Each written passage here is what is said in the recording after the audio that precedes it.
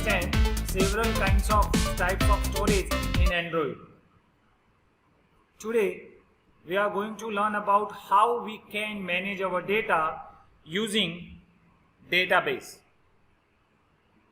In Android operating system, by default, SQLite database will be already installed and configured for your different kinds of operations like create, read, update and delete.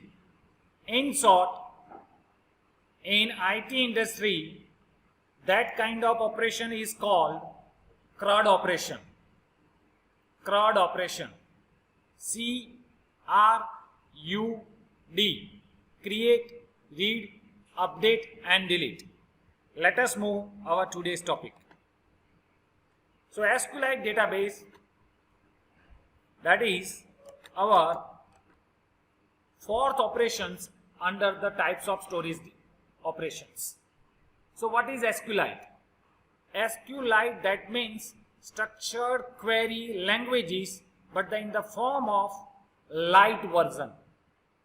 Light version यानी कि XML format में आता है, वो आपके installations की जरूरत नहीं है, जीरो कॉन्फ़िगरेशंस पे चलता है, बहुत लाइट वेट है, सो आपका डेटाबेस ऑपरेशन स्पीडी हो सकता है. और वहां पे दो ऑप्शंस है, उसको आप प्राइवेट भी रख सकते हो, पब्लिक भी रख सकते हो, लेकिन बाय डिफॉल्ट वो प्राइवेट डेटाबेस है. सो उसका लोगो आप लेफ्ट हैंड साइड टॉप पे देख रहे हो, SQLite फेदर का सिंबल है, इसलिए उसको लाइट कहा जाता है. इतना लाइट है कि मैं आपको उसका स्ट्रक्चर और साइज भी बता सकता हूं. Android file system include the support for applications of specific relational database. Please understand, relational database. आपने पहले सुना होगा DBMS था, उसको कहते थे डेटाबेस मैनेजमेंट सिस्टम. इसके बाद आया रिलेशनल डेटाबेस मैनेजमेंट सिस्टम. उसको रिलेशनल इसलिए कहा जाता है कि वहां पे आपके कंस्ट्रेंट अप्लाई होते हैं. कंस्ट्रेंट यानी कि प्राइमरी की, फॉरेन की, यूनिक की, ऐसे कई सारे की आप वन टेबल से दूसरे टेबल के रिलेशन के लिए यूज करते हो, इसीलिए उसको रिलेशनल डेटाबेस कहा जाता है. तो SQLite डेटाबेस के अंदर भी आप उसको मैनेज कर सकते हो. So android application supports relational database using SQLite. SQLite database are lightweight. Please understand, lightweight यानी कि उसको कम साइज में आपका डेटाबेस इंस्टॉल होता है, जीरो कॉन्फ़िगरेशन होता है, और आपका डेटाबेस फाइल बेस पे चलता है और एम्बेडेड डिवाइसेस के लिए काम करता है. एम्बेडेड डिवाइसेस यानी कि जो पावर पे चलते हैं, छोटी सी बैटरीज पे चलते हैं. So what is SQLite database? SQLite database are private to the applications. पहले याद रखना, बाय डिफॉल्ट आपके डेटाबेस प्राइवेट होते हैं, आपके डेटाबेस प्राइवेट होते हैं. और उसको अगर आप शेयर करना चाहते हो, मैंने पहले भी बताया, अगर आप शेयर करना चाहते हो तो आपको एक और कंपोनेंट क्रिएट करना पड़ेगा जिसका नाम है कंटेंट प्रोवाइडर. जिसका नाम है content provider. Content provider it's such a kind of provider which help you to sharing your data from one application to another applications. अगर मैं एग्जांपल दे दूं तो आपको मालूम है कि आपका फोन कॉन्टेक्ट लिस्ट व्हाट्सएप में शेयर करते हो, फेसबुक में शेयर करते हो, तो वो जो बीच में आपको सर्विस प्रोवाइड कर रहा है वो आपका कंटेंट प्रोवाइडर है. जब भी आप एंड्रॉइड के साथ SQLite डेटाबेस ऑपरेशन करोगे तो वहां पे ये पैकेज आपको हेल्प करेगा, android.database.sqlite. और इसी पैकेज के अंदर आप कई सारे क्लासेस, कई सारे ऑब्जेक्ट्स, कई सारे कर्सर का यूज करते हुए आपका डेटाबेस ऑपरेशन सक्सेसफुल होगा. सो पहले हम जानते हैं SQLite डेटाबेस के एडवांटेज है क्या. SQLite डेटाबेस का एडवांटेज पहला है रिक्वायर लेस स्पेस, कम से कम स्पेस चाहिए. दूसरा, हर एक एंड्रॉइड डिवाइस में इनबिल्ट इंस्टॉल आता है, हर एक डिवाइस में इनबिल्ट इंस्टॉल आता है. वेरी लाइट, बहुत लाइट वेट है ऑटोमेटिकली मैनेज, यानी कि पहला वर्जन 1.0 है, दूसरा अगर अपडेट हुआ तो वो भी एंड्रॉइड अपने आप उसको मैनेज करेगा, अपग्रेड करेगा। और ओपन सोर्स है, यानी कि आप जितना चाहे इतना आप उसका बेनिफिट ले सकते हो। किसी की रजिस्ट्रेशन की जरूरत नहीं है, लाइसेंस की जरूरत नहीं है, आपके लिए आपका कोड ओपन है। You can modified as you wish, आप जितना चाहे उतना उसका बेनिफिट्स या मेरिट्स ले सकते हो। एसक्यूएलाइट डेटाबेस के 3 टाइप्स होते हैं जो सपोर्ट करता है, 3 डेटा टाइप वो सपोर्ट करता है। सपोर्ट नंबर 1 वो टेक्सचुअल डेटा को सपोर्ट करता है, सपोर्ट नंबर 2 जो इंटीजर डेटा को वो सपोर्ट करता है, और सपोर्ट नंबर 3 वो रियल डेटा टाइप वैल्यू को सपोर्ट करता है। यानी कि 3 प्रकार की वैल्यू को सपोर्ट कर सकता है। टेक्सचुअल डेटा को सपोर्ट करेगा, इंटीजर टाइप के डेटा को सपोर्ट करेगा, फ्लोट टाइप के डेटा को वो सपोर्ट करेगा। और एसक्यूएलाइट में इनबिल्ट उसके वैलिडेशन नहीं है, सो वैलिडेशन हमको अपने आप क्रिएट करने पड़ेंगे मैन्युअली। वैलिडेशन यानी कि आपने एज लिया है और एज में आपको मालूम है कि आपको वहां पे न्यूमेरिकल वैल्यू डालना है, तो वो न्यूमेरिकल वैल्यू जैसे ही आप जानते हो कि पीएचपी के अंदर, एएसपी के अंदर कई सारे वैलिडेशन कंट्रोल्स आते हैं रेडीमेड, जहां पे प्रॉपर्टी के अंदर आप रेंज लिख सकते हो और रेंज के साथ आप उसको कंट्रोल कर सकते हो। वैसा यहाँ पे करने के लिए आपको मैन्युअल कोड करना पड़ेगा। तो ये डिसएडवांटेज भी कह सकते हो कि there is a no validation for the data that you are going to type in your particular applications. जब भी आप किसी भी डेटाबेस को क्रिएट करने जाते हो तो पहले उसका इंस्टेंस क्रिएट करना पड़ता है। इंस्टेंस क्रिएट करने के लिए आपको क्या करना है, तो जरा ध्यान से अंडरस्टैंड कीजिएगा। If you want to create any database, you first create a instance of SQLite database. आपको एसक्यूएलाइट डेटाबेस का इंस्टेंस क्रिएट करना पड़ेगा। इंस्टेंस करने के बाद आप ओपन और क्रिएट डेटाबेस नाम की मेथड को यूज करेंगे। जो आपका डेटाबेस को क्रिएट करेगा, अगर वो एग्जिस्ट होगा तो उसको ओपन करेगा। सो उसका सिंटेक्स लेफ्ट हैंड साइड मैंने कोडिंग में दिखाया है। सिर्फ और सिर्फ हम डेटाबेस को क्रिएट करते हैं। अभी सिर्फ और सिर्फ हम डेटाबेस को क्रिएट करते हैं। डेटाबेस क्रिएट करने के लिए आपको इतना ही लाइन ऑफ कोड लिखना है। जैसे कि मैंने यहाँ पे बताया है, एसक्यूएलाइट डेटाबेस का एसडी नाम का इंस्टेंस और क्रिएट अंडरस्कोर डीबी नाम के मेथड के अंदर मैंने लिखा है एसडी इक्वल ओपन और create database into bracket there are 3 parameters. First parameter that is called database name, second parameter that is your controls, and third parameter that is for cursor. But right now we are not going to use any cursor, so we consider that as a null parameter. तो ये चीज करने से आपका database create हो जाता है, जहां पे कोई टेबल नहीं होगा, जहां पे कोई फील्ड नहीं होगा, लेकिन डेटाबेस क्रिएट हो जाएगा। So let us understand these practical demonstrations how to create SQLite database using code. Now we are going to move on first part, that is how to create a database. तो मैं यहाँ पे आपके activity mode पे आया हूँ, यानी कि मैं यहाँ पे SQL स्टूडियो में आया हूँ और SQL स्टूडियो के अंदर आपको ये चीज दिखाने की कोशिश करूंगा जिसमें आप अपना डेटाबेस कैसे क्रिएट करते हो। हियर मैंने आपको ये डिजाइन बताया है। ये डिजाइन आप देख रहे हो, वहां पे मैंने उसको कन्वर्ट कर दिया क्योंकि मैं सिंपल डिजाइन पहले यूज करता हूँ, लीनियर लेआउट, और बाय डिफॉल्ट वो हॉरिजॉन्टल लेआउट आया है उसको मैं वर्टिकल कर देता हूँ। और ये जो टेक्स्ट व्यू जो बाय डिफॉल्ट आता है हेलो वर्ल्ड के साथ, उसको मैंने डिलीट कर दिया है। यहाँ पे सिर्फ और सिर्फ मैं एक बटन को ड्रैग एंड ड्रॉप कर रहा हूं, जरा ध्यान से देखिए। उस बटन को मैंने यहाँ पे टॉप पे रखा है और उसका नाम रख रहा हूं btn create db, उसका नाम मैंने ऐसा रखा है। और वहां पे मैंने लिखा क्रिएट डेटाबेस, ऐसा उसका शॉर्ट नेम रखा। साथ में मैंने उसका साइज बढ़ा दिया, फॉर एग्जाम्पल 30 SP। अभी मैं बटन को क्लिक करूंगा तब आपका डेटाबेस क्रिएट होगा।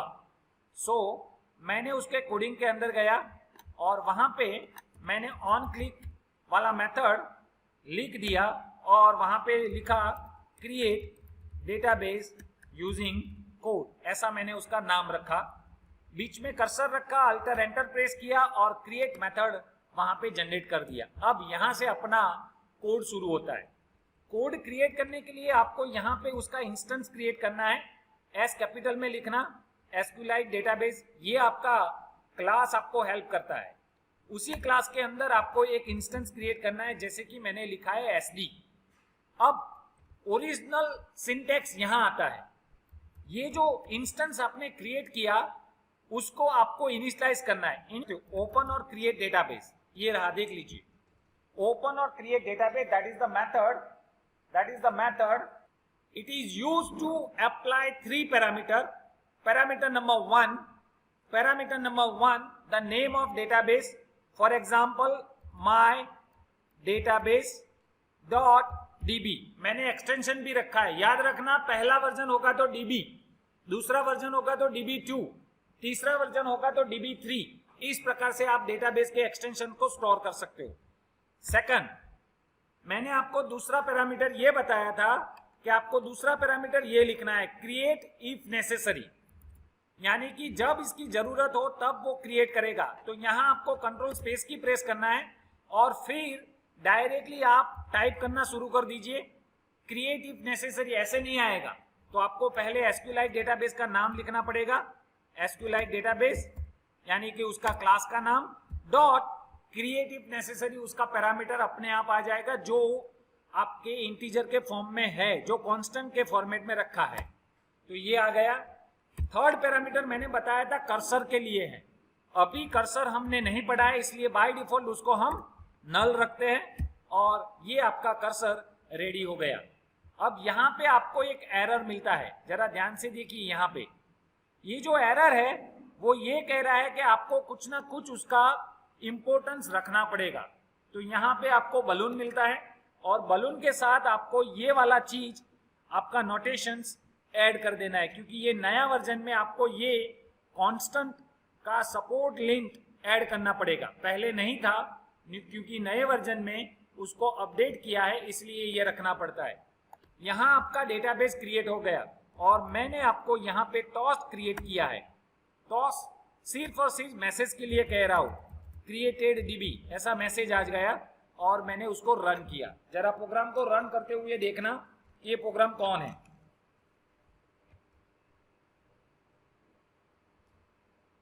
मैं प्रोग्राम को रन कर रहा हूं, सिर्फ और सिर्फ प्रोग्राम को रन कर रहा हूं, और ये प्रोग्राम रन करते हुए आपका डेटाबेस में उसका डेटाबेस क्रिएट होगा, लेकिन कहां स्टोर होगा वो मैं आपको दिखाने वाला हूं। थोड़ी देर रुकिए, इंस्टॉल हो जाने दीजिए। प्रोग्राम रन होने के बाद मैं आपको दिखाने वाला हूं कि आपका डेटाबेस कहां स्टोर होता है। Once again we are going to follow device file explorer, उसको ही देखने वाले हैं। हमारा प्रोग्राम रन हो गया है, मुझे ये दोबारा एग्जीक्यूट करना पड़ेगा क्योंकि थोड़ा लंबा वक्त हो गया, इसलिए उसको मुझे डिसकनेक्ट करते हुए रिकनेक्ट करना पड़ेगा। मेरा प्रोग्राम रेडी है और जैसे ही ये कनेक्ट हो जाएगा मैं आपके सामने वो चीज़ बताऊंगा कि कैसे वो डेटाबेस क्रिएट हो गया। आप देख रहे हो डेटाबेस को क्रिएट हो गया है और नाउ मैं आपको वही चीज़ दिखाने जा रहा हूँ। जरा ध्यान से देखिए कि आपका ये जो डेटाबेस रेडी हुआ है उसके ऊपर मैंने क्लिक किया तो क्रिएटेड डीबी नाम का टॉस मैसेज आ गया, यानी कि मेरा डेटाबेस सिंपली नाम के साथ क्रिएटेड हो गया है। अब देखना है, डिवाइस एक्सप्लोरर में जाना है, आपका डिवाइसेस को दोबारा क्लिक करना है, डेटा के अंदर जाना है और वहां पे आपको अपना पैकेज ढूंढना है। मेरा पैकेज का नाम डीबी एप्स है, तो मैं सीधा डीबी एप्स लिखना शुरू कर दिया। जैसे ही डीबी एप्स लिखना शुरू करेंगे तो आपको ये पैकेज मिलेगा, उसके अंदर आपको डेटाबेस नाम का फोल्डर मिलेगा और उसके अंदर mydb.db नाम का ये जो डेटाबेस है वो आपको दिखेगा। लेकिन मेरे पीसी में डेटाबेस को देखने के लिए, यानी कि एसक्यूएलाइट डेटाबेस को देखने के लिए सॉफ्टवेयर कोई नहीं है। सो मैं उसको लेकर तो आता हूं बाहर। कैसे लेकर आते हैं बाहर, देखिए, राइट क्लिक किया, सेव एज किया और किसी भी फोल्डर में मैं उसको स्टोर करने जा रहा हूं। मैंने फोल्डर पे स्टोर किया, फॉर एग्जांपल मैं अभी फिलहाल आपको ये जो फोल्डर है यूजर्स, उसके अंदर सार्थक के अंदर कोई और फोल्डर होगा जिसके अंदर मैं स्टोर करना चाहता हूं। फॉर एग्जांपल मैं अभी ये डॉक्यूमेंट में स्टोर कर रहा हूं और मैंने ओके बटन प्रेस किया तो ये डॉक्यूमेंट पे सेव हो गया और डिवाइस फाइल एक्सप्लोरर में वहां पे सेव हो गया। मैं दिखाना चाहता हूं कि ये डेटाबेस कैसे दिखता है। तो मैं डॉक्यूमेंट में गया, डॉक्यूमेंट में जाने के बाद आपको वहां पे आपका डेटाबेस फोल्डर दिखेगा। देख लीजिए ये रहा mydb.db, ये मेरा डेटाबेस। लेकिन उसको डबल क्लिक करता हूं तो वो ना बोल रहा है क्योंकि उसका सॉफ्टवेयर कौन सा है वो मालूम नहीं है। उसको देखने के लिए मैं, यानी कि जो डेटाबेस मैंने पीसी में लेकर आया उसके लिए SQLite